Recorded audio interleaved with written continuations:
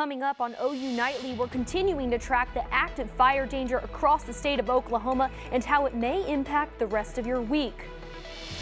And 2 measles cases have been reported in Oklahoma. Find out why the State Department of Health is not releasing some of the details. Plus, the trade war between the U.S. and Canada is in full swing. How it will impact your wallet. This is OU Nightly.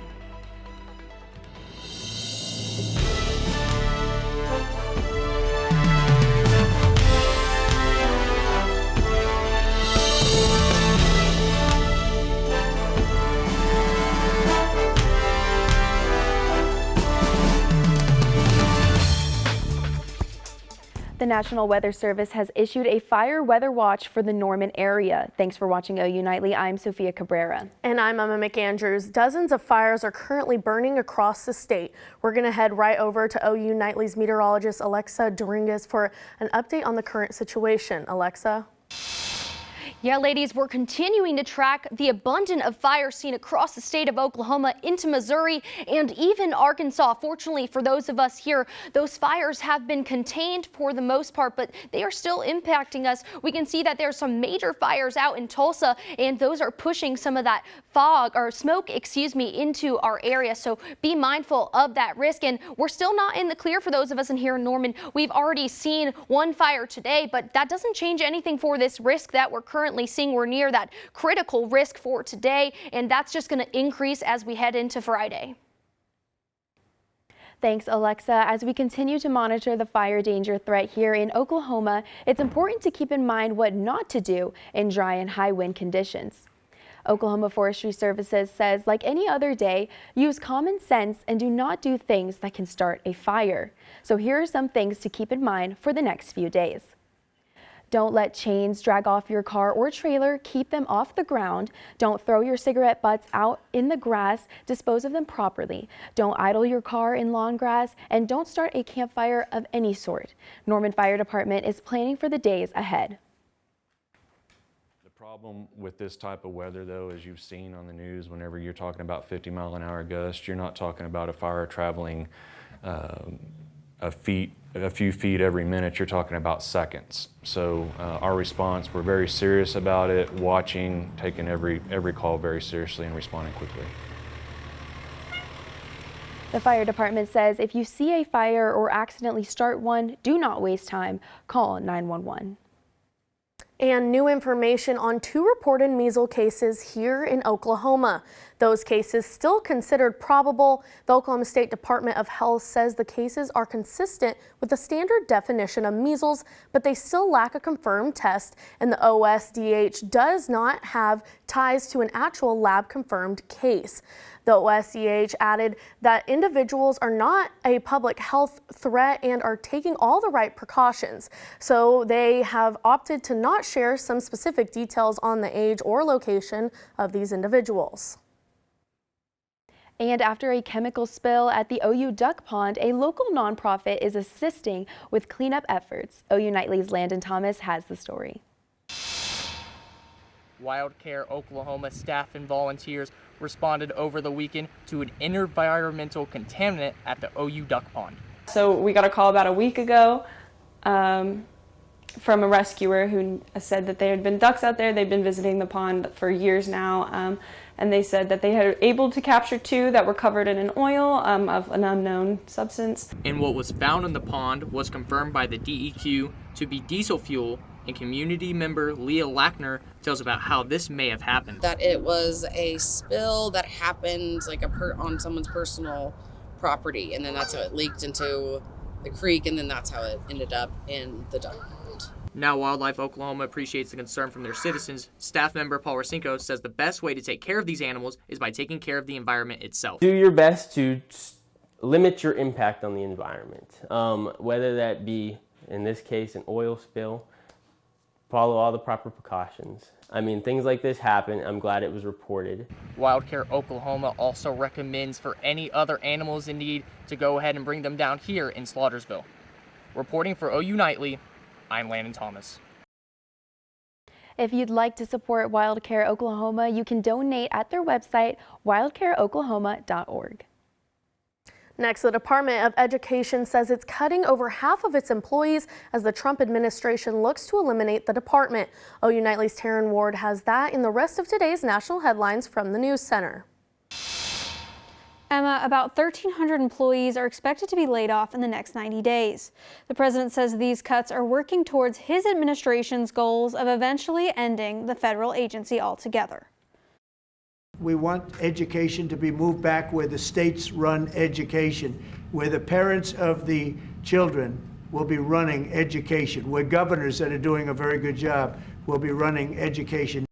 Senior officials in the department say the layoffs will not impact federal student aid. Meanwhile, the Education Department's employees are working virtually today and tomorrow for, quote, security reasons. President Trump's 25% tariff on all steel and aluminum imported into the U.S. takes effect today. In response, the European Union and Canada issued their own taxes on U.S. products, which could raise the cost of American-made meat, bourbon, and motorcycles in Europe. Under President Trump's steel tariff, experts say Americans could pay more for cars, appliances, and medical devices. The president says his plan is aimed at helping the U.S. economy. And today, a judge ruled pro-Palestinian activist Mahmoud Khalil will remain in an ICE detention center. Khalil was arrested over the weekend for leading protests against the Israel-Hamas war at Columbia University last year.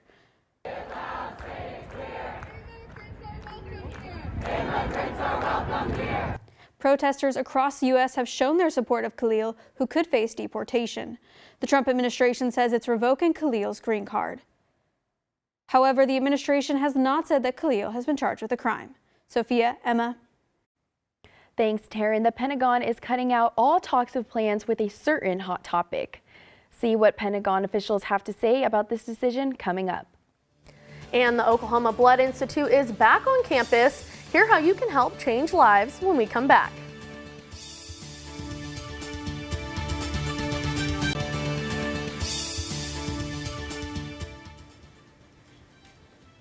People living in Terrellton in the eastern part of the state are now allowed to return to their homes after a grass fire spread quickly on Tuesday.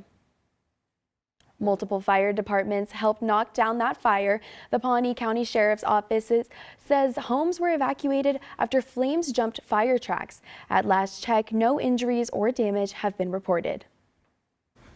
The U.S. Department of Defense announces it's dropping all communication initiatives related to climate change.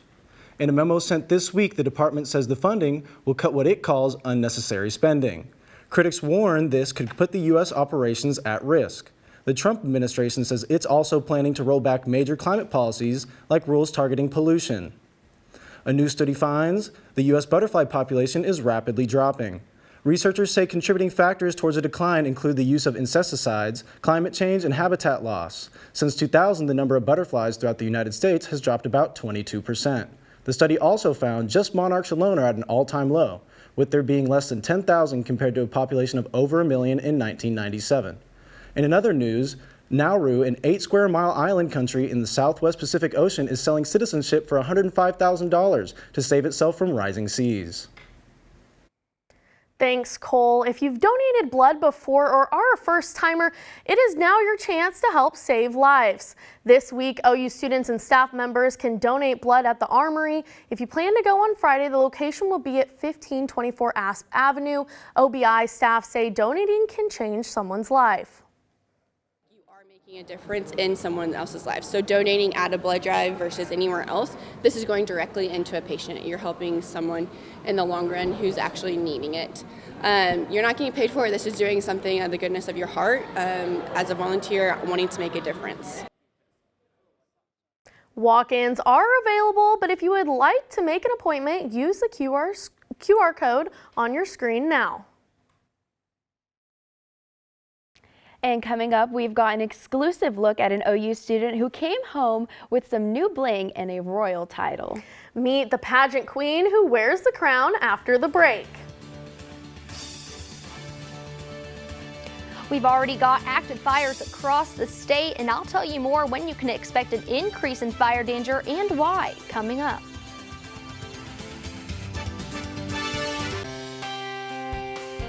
Welcome back to OU Nightly. We're currently continuing to track the active fire danger across the entire state of Oklahoma, extending into Missouri and Arkansas as well. Fortunately for those of us here, a lot of those fires have already been contained. Those in the Cleveland County area, we can see there was a minor fire earlier today, but luckily that's pretty much been contained and nearly put out. But we're still there's still a threat for that smoke that's coming off across. We can see Tulsa. That's where a lot of those major fires are, and a lot of those smoke plumes are just pushing out west, and that's going to be a similar case over the next couple of days. There is a chance for maybe those of us here aren't being personally impacted by fire itself, but your upper respiratory could be getting impacted by that smoke. And also the danger is going to continue as we head into tonight and to this evening. There's that critical risk, or elevated risk, for most of the state, including those of us here in Norman, and that's really just going to continue as we head into the rest of the week. We can see,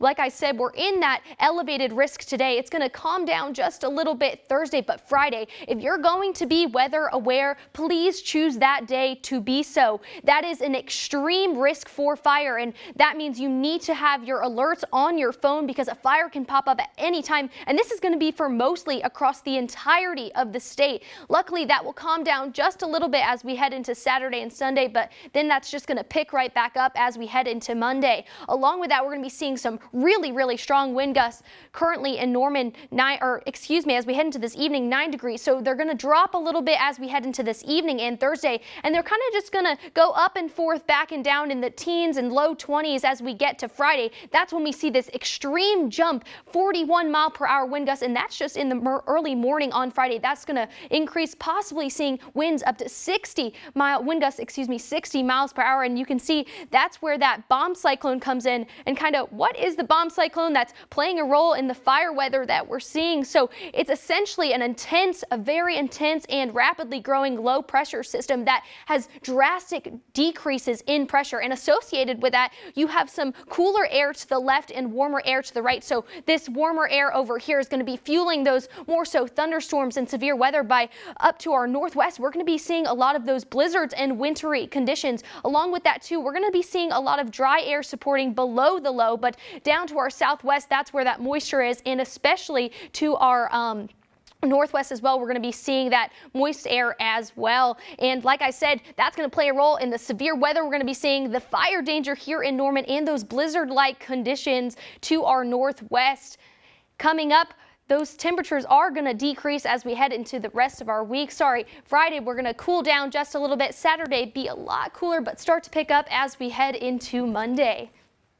Well, I know I've been keeping my eye on the weather in Panama City Beach because that's where I will be spending spring break here in the next week. Me as well. I'll be in Nashville, but my dog will be here with my friend as he's babysitting him, so hopefully they'll stay away from some of this nasty weather we might have. Yeah, you should be in the clear for the next couple of days, next week into spring break, but just keep mindful of those conditions the next few days here. Perfect. Thank you so much, Alexa. Oklahoma crowned 2 new representatives Sunday, Miss Oklahoma USA and Miss Oklahoma Teen USA. One of those ladies taking the stage represented Norman and the Sooner Crimson and Cream. OU Nightly's Olivia Hayes sat down with her for an exclusive interview. I'm here with our new Miss Oklahoma Teen USA and OU student, Ruthie Ritchie. Ruthie, how are you doing today? I'm great. How are you, Olivia? I'm doing good. So how are you feeling in this moment? I mean, being crowned is pretty surreal. So even just representing Norman was absolutely insane and such an incredible experience because I was able to just interact with the community more and get to know people here, which was absolutely awesome. And then representing that at the state level was truly incredible just because I felt all the love and support that the people I've met here have given me. And now knowing that I'm representing Oklahoma is just, I can't even fathom it, honestly. And so what does the next year look like, whether that is in your reign or also just as a student here on campus? So I'm definitely going to try and ease up on my workload for this next semester coming up. Academics and my education has always been a priority for me, and I want to make sure I excel in that while balancing the duties I have with the Crown and just being a regular girl at the end of the day. So basically just figuring that out with scheduling and my education, but then also for the year, my initiative and my passion is for food insecurity. So I really want to raise awareness for that and help educate students on that in the Oklahoma community, and really making sure that's a forefront of what I'm doing as a title holder this year. All right, thank you so much, Ruthie. From the OU Nightly News Studio, I'm Olivia Hayes with Ruthie Ritchie. One Oklahoma basketball team will see how lucky they are in a clash with the reigning champs. While one OU team looks to stay atop the throne of their sport. And the big dance is almost here, and one basketball team is fighting for an invite. Plus, how much does a new starting quarterback cost? We'll tell you how much OU reportedly paid for John Mateer next in sports.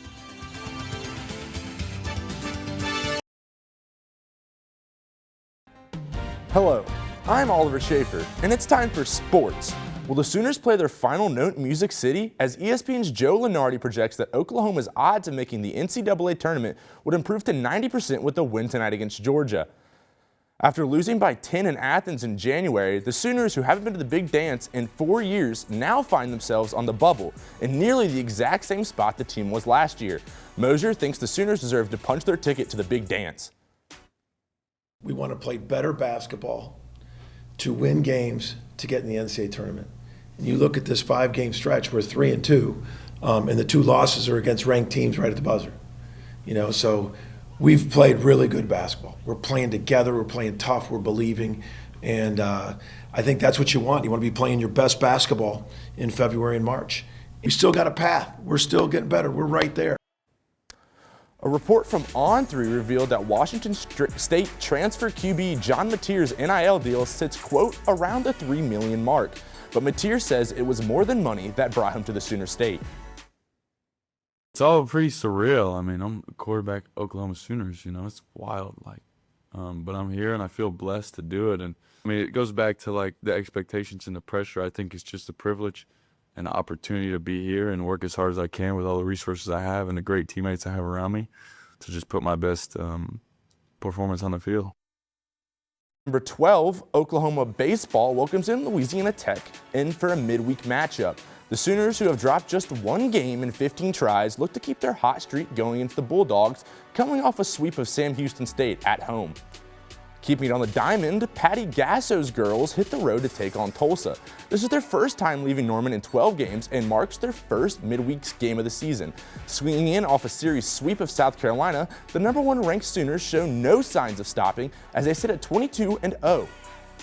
The Thunder will have quite the task at hand as they look to swipe a pot of gold in Boston at the Garden. Jason Tatum and the Celtics come in hot, fresh off a win against the Jazz in a 5-game win streak. Without Celtics star center Kristaps Porzingis, the Thunder look to avenge the loss against the Nuggets. But OKC will be without All-Star Jalen Williams, who is out with a hip strain. Emma, Sophia? Thanks, Oliver. Now, can you run a mile and sip a beer at the same time? Well, a Norman event is putting that to the test. You can mix miles with beer and a little bit of St. Patrick's Day fun. We've got the details on a shamrockin' good time coming up next.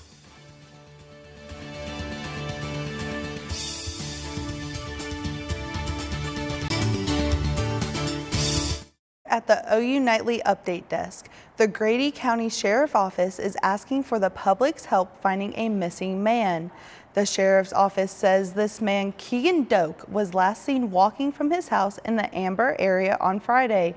He was last wearing white tennis shoes, blue jeans, and a dark green hoodie with white writing.